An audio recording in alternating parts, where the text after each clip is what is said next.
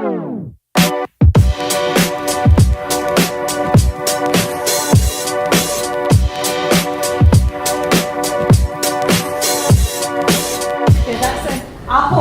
ports permitting, I will guide you. Okay, lovely, thank you. So, clicker, brilliant. Bloody technology. I actually got lost in the way here because Barbican, they've sort of closed off the back of Barbican and then I can get my laptop to work and I see things coming to trees and I'm not quite sure what's going to happen next. So I'm here to talk about Maker to Manager, which, oh no, my font! That's the third thing. Let me swap.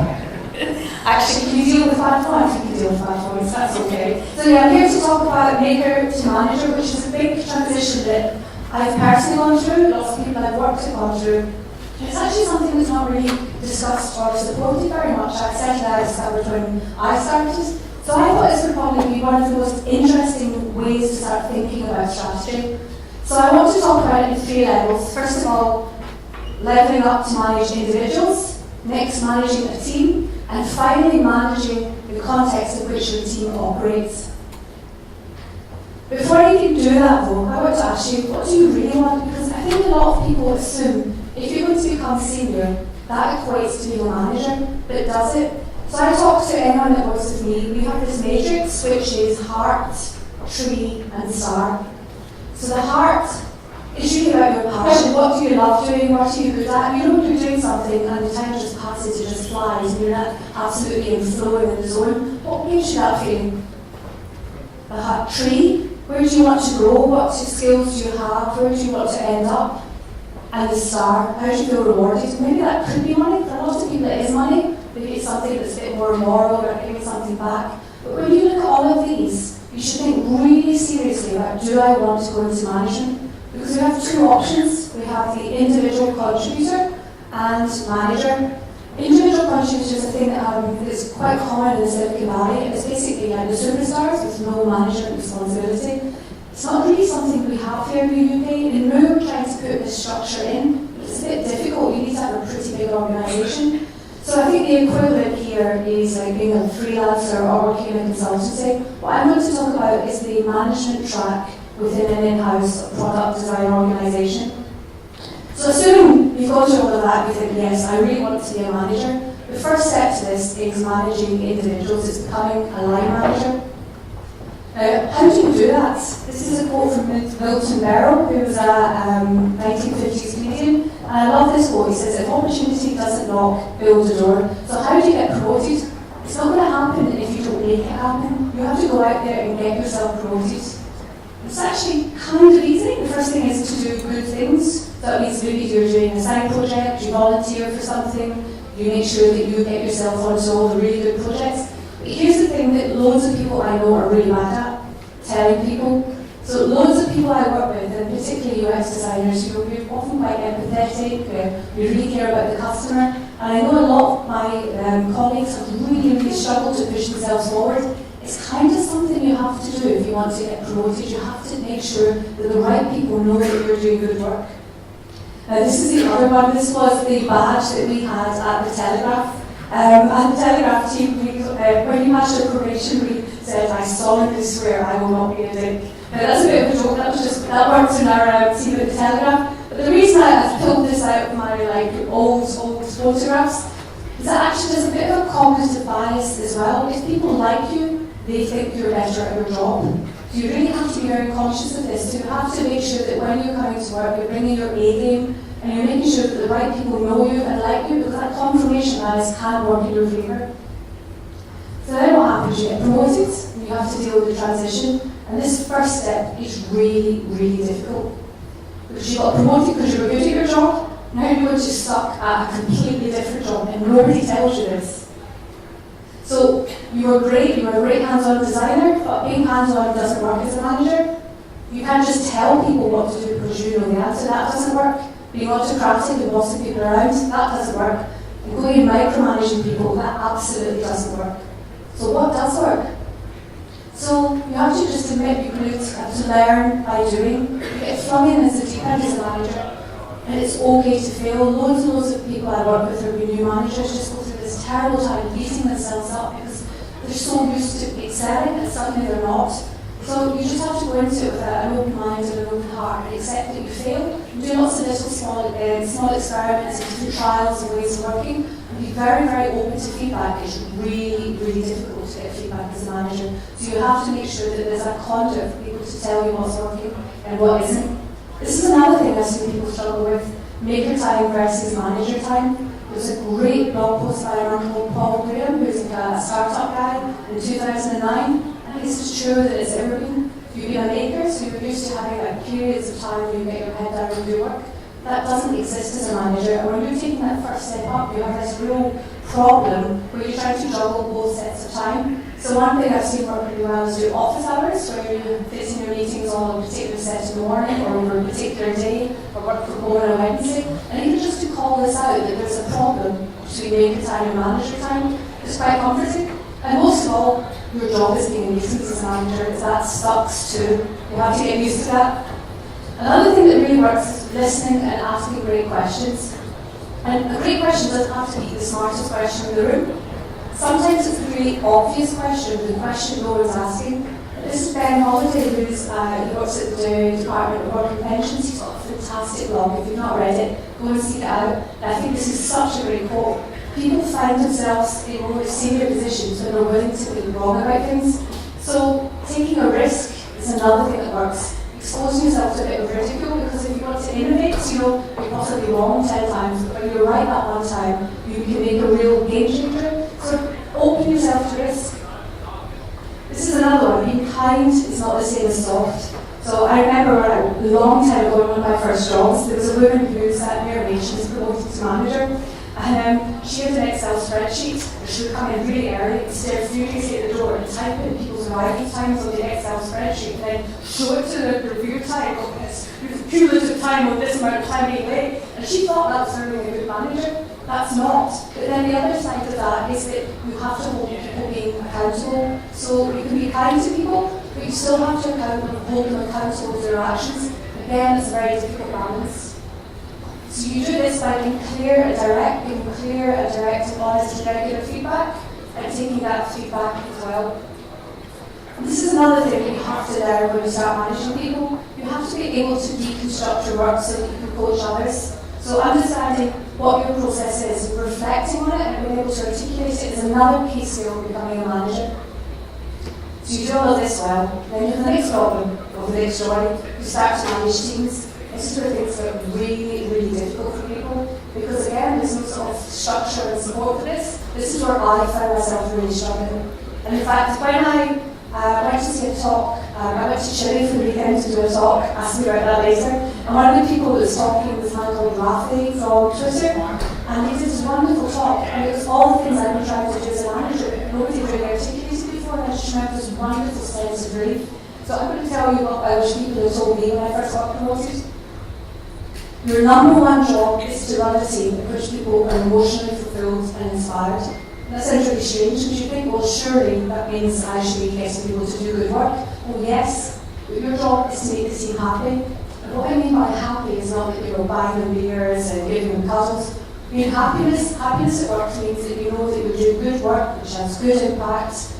You know it's going to be, you've got autonomy, you're talking to other people in your crew, you're collaborating well. That's what makes people happy and emotionally fulfilled, and it's your job to make that happen. This is a rather long quote. This is Mike Davidson, who was at Twitter at the same time as Rafi was there, and he talks about, excuse me, that in order to get promoted to management, you must have really, really high EQ. You must genuinely care about the emotional well-being of the people that you manage, and you must make that your number one priority.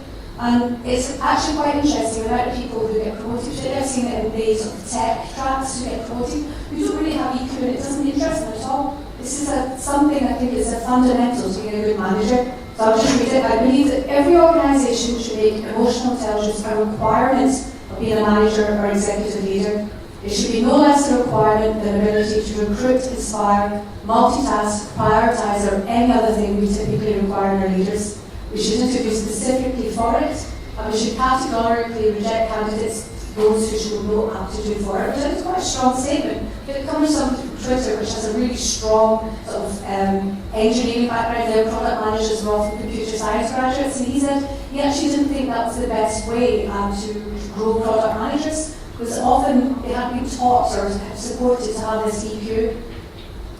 The other thing you're doing when you're running a team is you are designing a team. So you're not thinking about it as a group of individuals, you're thinking about what happens when they come together. You have to think about the different balance of personalities, styles, knowledge, levels of seniority, because you need to ensure that people have room to grow, and you need to know there's enough senior people there to help manage the team.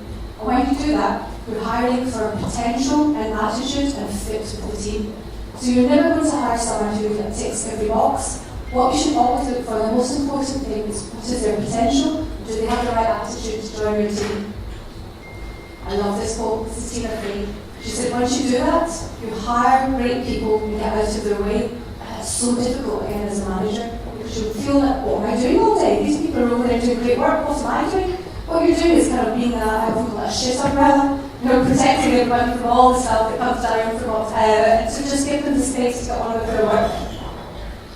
So the way you do this is you create catalysts. So you think about how you can directly facilitate their work, so you make sure they've got clear goals, you make sure they've got autonomy, you make sure they've got the tools and the processes they need. And you also constantly think of the nourishes that you can give your team. So just saying thanks. It's amazing how few people say thanks. Actually listening, active listening is different to just listening. Active listening means that you're there, you give them space to talk, and you try and understand things that are unsaid as well as said. See your teams as individuals and build a relationship with each of them. Demonstrate respect, because respect will come from you. You're setting the tone of the team. Being collegiate, so don't be competitive with people, making sure that you're supporting people, acknowledging people when they've done work. Another thing is keep it simple. So make sure that you are, so one of the things you're doing as a manager is just trying to remove all this impediments and all this confusion and all this noise and keep the team focused on one goal. And make sure that that goal is a sensible goal. Quite often you end up with these great big visions. What you have to do is look at what is the next thing you can do to get to the vision and help the team make that step. Because perfect is the enemy of good. This is what you need to understand again as a manager. What is the least you need to do to get to the result you need? And you have to stop when you've got enough. That takes again that kind of confidence and that knowledge and that experience to know what is enough, what is good, and don't worry about the perfect. Be authentic, so come to work and be, just be honest and truthful. Again, you don't have to put on this kind of management face. Be that authentic person that your team can have a relationship with. And this is another one as well, is delegate. You cannot do everything yourself. It's really important to get other people to take initiative and give them the confidence and structure to do that. Now, I love this quote. I first heard this person in that talk from Rafi that I mentioned. This man is David Marquette.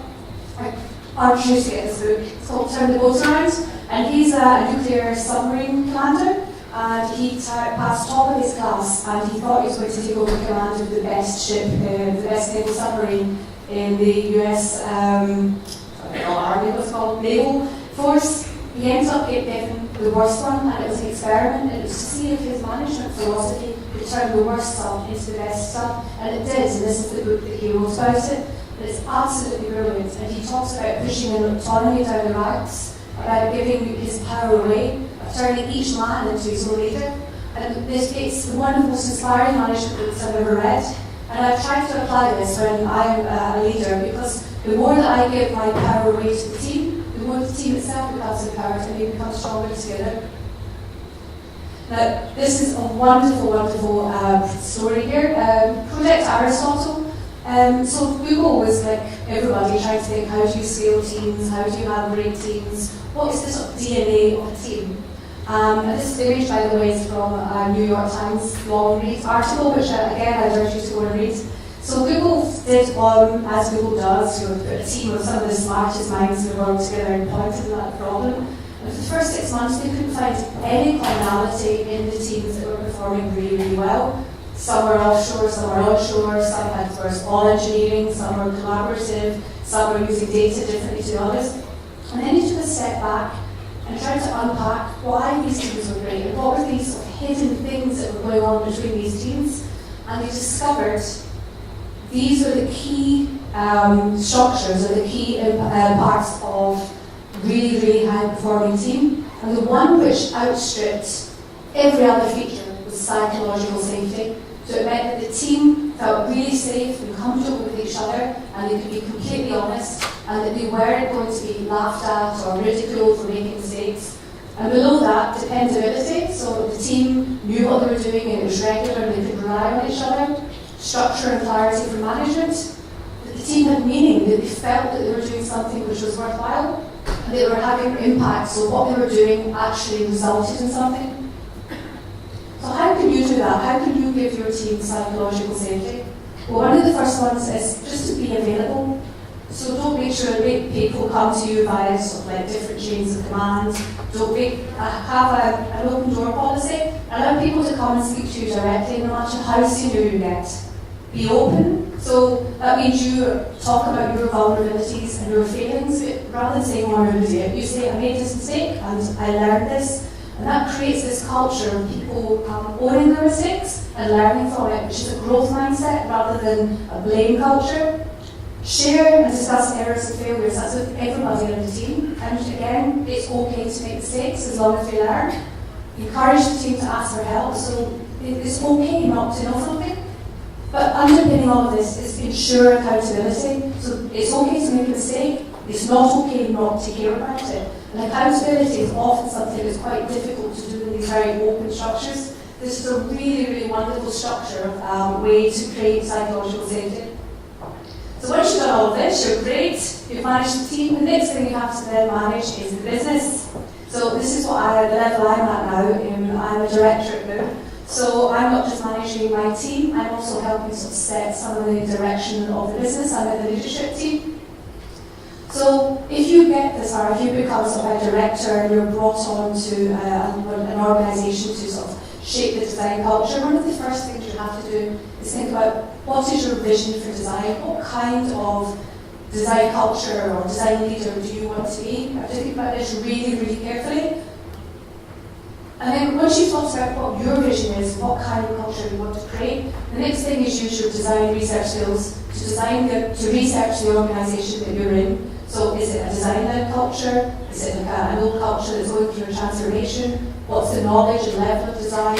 How does design sit in the organisation? Do people think design is important? You have to go in and do a sales job. So once you've done all that, when I was at GDS, we called this show the thing. And this is a mantra that I've used throughout my career. So even from doing research, very often we try to prototype as quickly as possible so we can show the thing. Because as soon as you have something tangible to talk about, you help us align with people much, much better, because what I could be thinking could be very different to what you're imagining, but as soon as you have a tangible artifact to show, people can align and make sure that they realise it. So what's that sort of tangible artifact when you start creating a design culture? Well, these are small projects. At GDS we call them exemplar projects. Little projects that you would do just to show how design could work and what would happen if you used design properly. When we were at the Telegraph, we made a very short, because the Telegraph hadn't shipped anything for about 2 years before my team started. We did a tiny little app called Project Bab, and we called it the Laxative Project because of unlocking the pipes. But the point of that wasn't just to create a funny little sports site, it was also to show what happens if you were working agile, quickly, design-centered, user-centered. We got the whole little project out in 3 months. So show the thing, start small. So maybe you just want to be creating a couple of little processes. You can't change the world overnight. And then alignment. Alignment is, why should I care? Because the executives are thinking, why should I care about design? So think about what language that you're using. So don't talk about design, talk about the customer. And you're not doing something user-centered, you're being more customer-centric. So all of this language you have to be incredibly careful about. And again, it happens again, do good work and tell people. But now the scale of this is different. You're going to be doing company all hands, you're going to be into company newsletters, you're going to be trying to tell the CEO, the board, you're going to be perhaps visiting other offices and talking about your exemplar projects. And show the way north. This is what I do when I go somewhere. I try and talk about design in a way that people can really kind of grasp onto and they understand. And then just when you start hearing other executives use your words, you know that you're winning. And then focus on process more than outcomes, because the process is repeatable and scalable. And an outcome happens once, But if you get the process right, those outcomes keep happening, and they happen without you. So this is what I do. I focus on process, and I keep going on and on about the double diamond. Like every time I talk to any executive, I say, if you bring us in here, things will get better. This is the double diamond. Oh, where are we in the double diamond? And the more I hear people talking about it in the business, the more I know that I'm winning. So this is my north, my process. You want to stop me to talk about this coming out, come and grab me after.